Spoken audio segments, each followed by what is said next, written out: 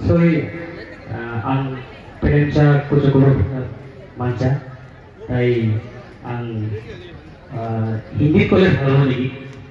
So may busi ko. অসমীয়া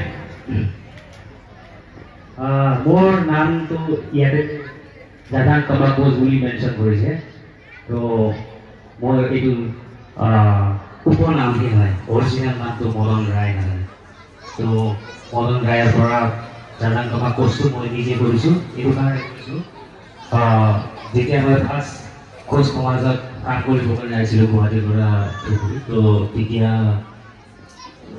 লাহে লাহে যেতিয়া গম পালোঁ যে মই ফিল কৰিলোঁ যে আমাৰ মাজত ইউনিটি নোহোৱাৰ এটা প্ৰধান কাৰণ হ'ল যে আমি নিজে নিজক চিনি নাপাওঁ আৰু দ্বিতীয়তে নিজে নিজক চিনি নাপাওঁ কিছুমানে নিজকে ৰাজবংশী কয় কিছুমানে কোচ কয় কিছুমানে ক্ষত্ৰিয় কয় কিছুমানে অসমীয়া বঙালী নেপালী বিভিন্ন ভাগত বিভক্ত তো সেই এটা জাতিক যদি ইউনাইটেড কৰিব লাগে তেনেহ'লে এটা নিৰ্দিষ্ট আইডেণ্টিটিত আহিব লাগিব বুলি মই ধাৰণা মই বিশ্বাস কৰোঁ কাৰণ দুটা বিপৰীতমুখী পৰিচয়েৰে এটা জাতি কেতিয়াও ইউনাইটেড হ'ব নোৱাৰে বুলি মোৰ ব্যক্তিগত ধাৰণা মানে ছাপ'জ আমাৰ বেংগলত বা নামনি অসমত মোৰ মা দেউতা মোক ৰাজবংশী বুলি কোৱা শিকাইছিলে তো ৰাজবংশী পৰিচয়টো যদি ইতিহাস বিচাৰি যায় আপোনালোকে তেতিয়া দেখা পাব যে ৰাজবংশী পৰিচয়টো যিটো হিষ্ট্ৰী আমাক বুজোৱা হয় সেইটো হ'ল যে আমি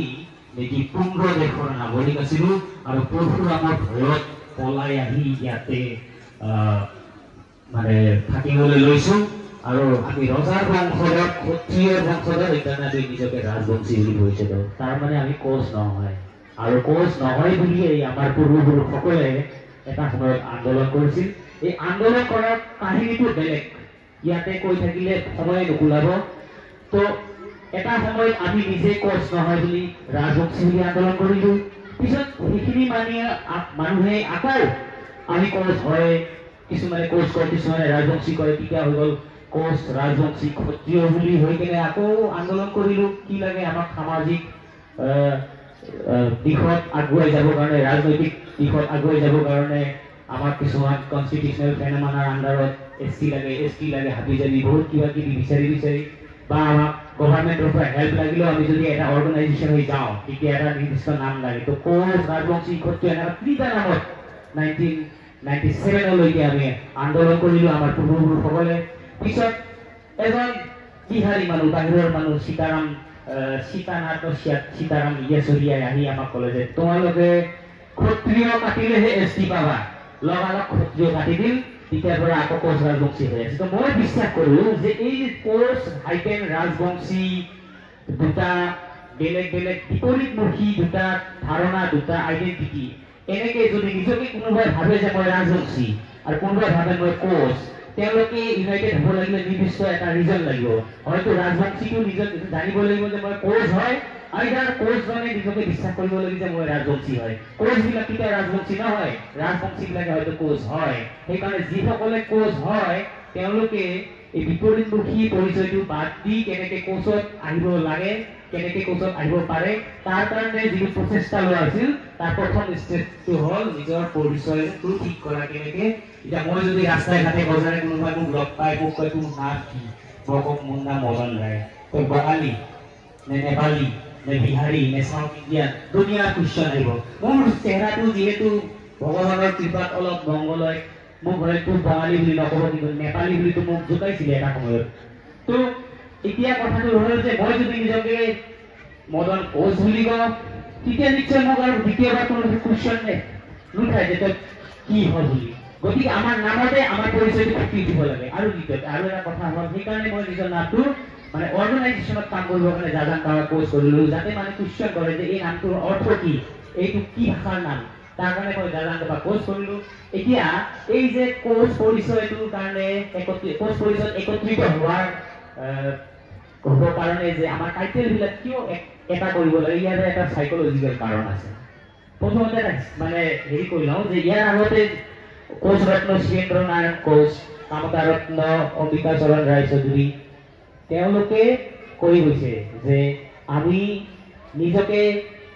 33 উপাধি লিখি নিজে নিজকে চিনিব নোৱাৰা হৈছো। গতিকে আমি এটা নিৰ্দিষ্ট কিবা এটা এনেকুৱা পৰিচয় ল'ব লাগে বা টাইটেল ল'ব লাগে যাতে আমি নাম শুনিলে গম পাই যাওঁ এইবিলাক আমাৰ মানুহ হয়। তো সেইটো আৰু এটা দ্বিতীয় কথা হ'ল যে আমাৰ মাজতে ইউনিটিটো নোহোৱা হৈছে। কিয় নহয় যে বিশেষকৈ মেঘালয় পশ্চিমৰ কথা মই নকওঁ, যিহেতু মই মেঘালয়ৰ সমাজত নাথাকোঁ। মই আহোঁ মাজে মাজে কাম কৰোঁ, গুচি যাওঁ।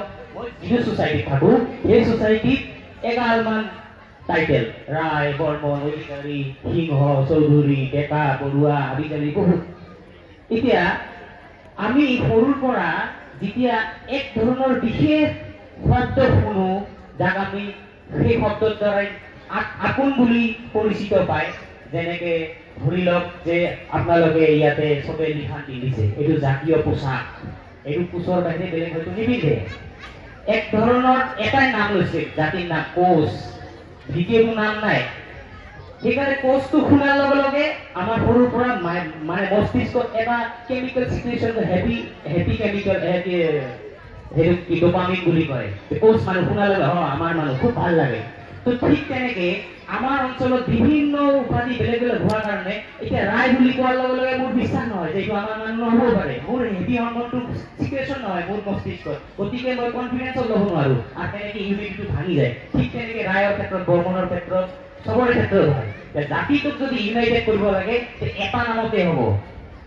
আৰু এই জাতিটোক চিনাকি কৰাৰ কাৰণে এতিয়াতো পোচাকৰ কথা, এতিয়া আপোনালোকে লিখান পাতা নিপিন্ধি এতিয়া বৰ্ডাৰত ডিউটি দিব যাব নোৱাৰে, হেলিকপ্টাৰ চলাব নোৱাৰে, বাইক চলাব নোৱাৰে। এইবিলাক অসুবিধা আছে, বহুত কিছুমান কথা যুগৰ লগে লগে আমি ত্যাগ দিব লাগিব, মডিফাই কৰিব লাগিব। কিন্তু মোৰ যদি উপাধিটো কোচ হয়, তেতিয়া মই পৃথিৱীৰ যিকোনো ঠাইতে মই থাকিলে, মই যদি নিজকে বঙালী বুলিও পৰিচয় দিওঁ, মোৰ টাইটেল চাই পেলাই মোক ধৰা পৰিব যে তই মিছা কথা কৈ আছা, তই আচলতে কোচ হয়। সেইকাৰণে আমি কোজামাই বিগত দিনত এটাই কাম কৰিছো, কোচ ভাষাৰ প্ৰচাৰ কৰিছো, কোচ টাইটেল ল'ব লাগে বুলি প্ৰচাৰ কৰিছো, নিজেও কোচ হ'ব কাৰণে মানে কোচ পৰিচয়ত ভালকে আহিবৰ কাৰণে চেষ্টা কৰিছো। আৰু বুঢ়াবিলাকে যিহেতু কথা নুশুনে, তেওঁলোকৰ এটা নিৰ্দিষ্ট মাইণ্ড ছেটআপ হৈ গৈছে, মনত এটা এক ধৰণৰ ধাৰণাৰ দ্বাৰা পৰিপুষ্ট। গতিকে আমি সৰু সৰু মানুহবিলাক, সৰু সৰু ল'ৰাবিলাকৰ লগত আলোচনা বিলোচনা কৰি এই টাইটেলবিলাক এক কৰাৰ এটা পৰিকল্পনা কৰিছিলোঁ। এইটো আমি ছাকচেছ। এতিয়া আমাৰ সংগঠনৰ জৰিয়তে আমিতো আমাৰ কৰ্মীবিলাকেতো হৈছে, কিছুমানে অফিচিয়েলি কোচ লিখিছে। এতিয়া আমাৰ যিবিলাক মেম্বাৰ, কিছুমান সমৰ্থন কৰা মানুহ আছে, তেওঁলোকৰ ল'ৰা ছোৱালী জন্ম হৈছে, তেওঁলোকৰ প্ৰায় 9টামান ল'ৰা ছোৱালীৰ টাইটেল কোচ হৈছে। এইখিনিয়ে আমাৰ কাৰণে এটা এচিভমেণ্ট। আৰু ভাবোঁ যে আমি এনেকৈ কাম কৰিব লাগিব, এটা নিৰ্দিষ্ট এটা পৰিচয় ল'বই লাগিব। দুই ধৰণৰ বিপৰীতমুখী পৰিচয়ত আমি একত্ৰিত হ'ব নোৱাৰোঁ, সদায় এটা কাজিয়া পেচাল ৰৈ যাব। সেইখিনিয়ে মোৰ ক'বলগীয়া। আৰু আশা কৰোঁ যে আপোনালোকে অলপ বহল দৃষ্টি দিয়ে চাব কোচটো, কাৰণ কোচটো অকল মেঘালয়ত নাই, একেবাৰে বিহাৰত আছে। এতিয়া চেঞ্চাছ হৈছে, 22,000 কোচ পৰিচয় দিয়া মানুহ ওলাইছে। তাৰপিছত কোচ ইয়াৰ ৰাজধানীটোতো আছে, আপোনাৰ অসম আছে, নেপাল আছে, ত্ৰিপুৰাত আছে, বাংলাদেশত আছে। কোচৰ এটা কোনো নিৰ্দিষ্ট ব্যৱসায় নাই। ইয়াৰে ওচৰত আপোনালোকৰ মৰিবাজাৰ কিছুমান ৰাজবংশী আছে, তেওঁলোকক চাই পেলাই নাভাবিব যে চব ৰাজবংশী অকল মৰিয়ে আছে। আমাৰ ৰাজবংশী বুলি পৰিচয় দিয়া কোচৰ পৰিচয় প্ৰায় 1 কোটি মানুহে অকল মৰি নাথাকে, বহুত বেলেগ বেলেগ কাম কৰে। আমি খেতিয়ক, আমি জমিদাৰ, আমি জোৰদাৰ, আমি যোদ্ধা। গতিকে এই ধৰণৰ ভুল ভাল চিন্তাধাৰাবিলাক অলপ যাতে আপোনালোকেও সলনি কৰিব চেষ্টা কৰে, এইখিনি কৈ মই মোৰ ছবি বক্তব্য ইয়াত সামৰণি মাৰিলোঁ। ধন্যবাদ। ধন্যবাদ।